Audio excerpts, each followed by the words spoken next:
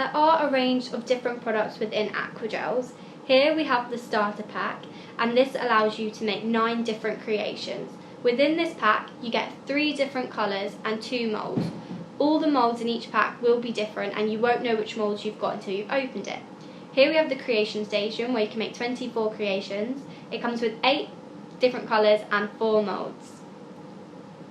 Now next we have the big pack, which is the deluxe play set. Now this one you can make over 40 different creations. This is because this pack comes with 6 normal colours, 2 glitter colours and 1 glow in the dark colour. Now you again won't know the moulds that you get in this pack, however there are 6, so you should be able to get a good variety of different creations to make. Lastly, we're going to move on to the refillable packs. So here we have the special effect colour pack. It comes with all the different glitter colours and it allows you to make over 50 different creations, and each refillable pack comes with more crystal solution. Next we have the core solid colours, which helps you make over 66 different creations with pink, orange, yellow and black in the pack. The last refillable pack is the core translucent colours.